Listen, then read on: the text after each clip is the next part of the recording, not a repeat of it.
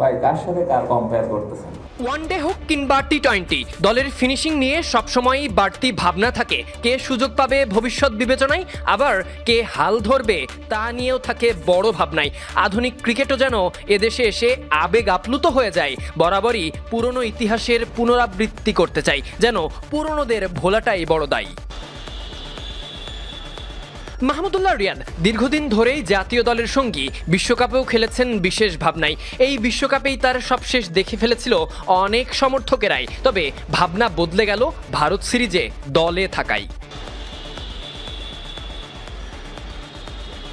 Silent killer তকমা পাওয়ার পর অবশ্য এই বিশেষ জায়গায় তেমন কেউ ভালো করতেই পারেননি, তবে ইম্প্যাক্ট বিবেচনায় বোধহয় এখন বড় পরিবর্তন আনতেই হবে। তবে সেটা কিভাবে, এই মুহূর্তে কিছুটা বিপাকে পড়তে পারে টিম ম্যানেজমেন্ট, তা অবশ্য বলাই যায়। কারণ ফিনিশিং রোলে এখন জুনিয়ররা সুযোগ পাওয়ার অপেক্ষায়। তবে দলের অধিনায়ক দিয়েছেন ভিন্ন উত্তর, সেই পুরনো ইতিহাস টেনে সিনিয়রদেরকে সম্মান জানানো আর জুনিয়র শামীমকে প্রশংসা করে থাকতে বলেছেন সুযোগের অপেক্ষায়।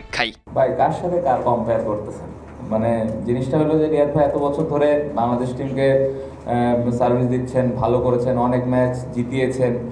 হ্যাঁ, অনেক ম্যাচ হয়তো শেষ করে আসতে পারেননি, বাট বাংলাদেশের অনেক ম্যাচ জেতার পেছনে কিন্তু ওনার অনেক অবদান আছে। শামীম ইয়াং এবং খুবই ভালো করছেন, খুবই ভালো ব্যাটিং করছেন, বাট আমি এই জায়গায় কম্পেয়ারে এখনই যেতে চাই না।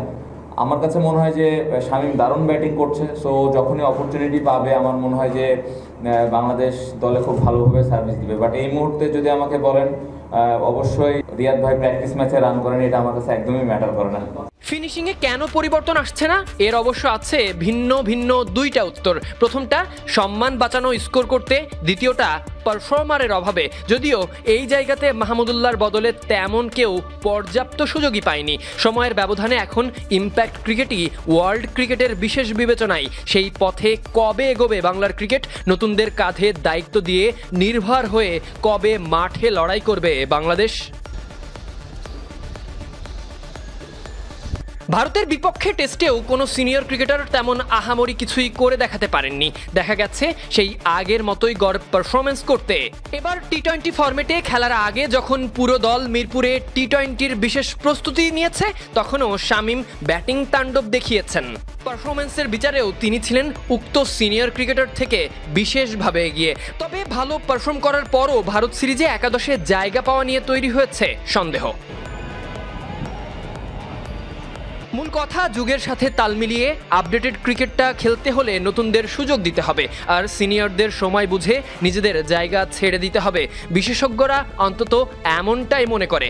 ভারতীয় ক্রিকেটে তাকালে এখনকার জয়সওয়াল, শুভমান গিলরা সবশেষ টেস্টে তারা এসেছিলেন না আলোচনায়। ভারতীয় দলের সবথেকে অভিজ্ঞ ক্রিকেটার তাদের খেলার ইম্প্যাক্ট দেখে বিস্মিত হয়েছিলেন। প্রেস কনফারেন্সে এসে তাদের নতুন ঘরানার ক্রিকেটারদের সাথে মানিয়ে নেওয়ার কথাও বলেছিলেন। ক্রিকেটকে এগিয়ে নিতে বাইরের দেশগুলো ভিন্ন পথ অবলম্বন করলেও দেশের ক্রিকেট ইতিহাস কাউকে যেন হারাতে চায় না, ভুলতে দেয় না। Sadiq Ahmed Sunny, BD ক্রিক time.